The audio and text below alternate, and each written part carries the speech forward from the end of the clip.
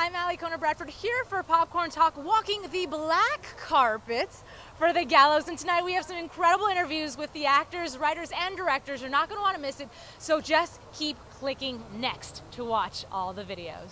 Standing next to me are the writers and directors of the movie, Travis Cluff and Chris Lofing. Hello, congratulations first and foremost. Thank you very much. Thank you. Okay, so talk to me about this film, because it was obviously a 4-year process, and I had heard that it was discovered originally on YouTube. What was that journey like?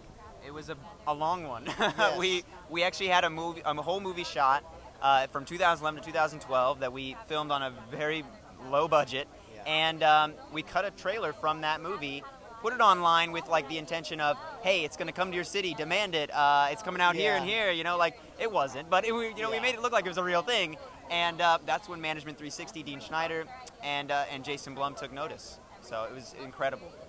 It's like a chance in a lifetime.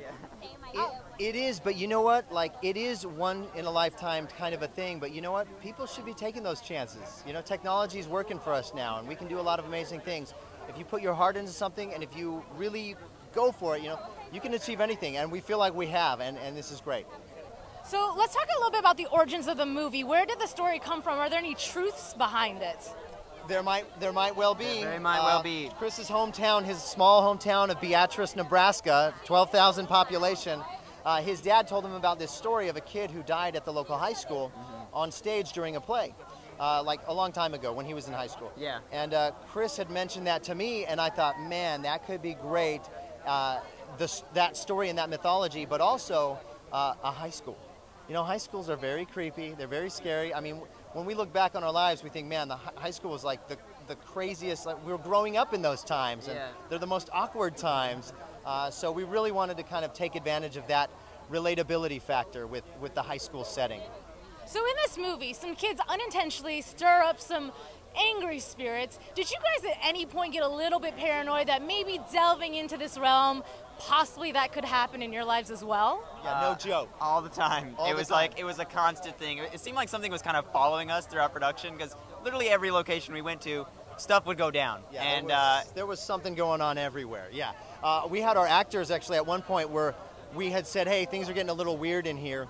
Let's go ahead and stop saying his name. Yeah. So we did, and then when things got a little bit stale, we actually pulled one of the actors aside and said, okay, now we're going to have you say his name in front of the group.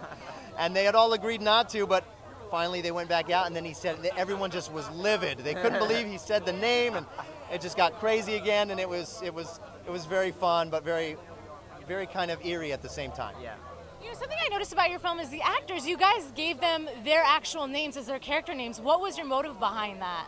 We wanted to keep everything as realistic as possible, especially with the actors filling in so much of the dialogue on their own. So when you're, calling out to someone, you say, hey, John, and the actor's name is Reese, they might not respond right away. So we wanted to keep it as natural as possible, and I think that really helped create that just very free environment for them. So, yeah.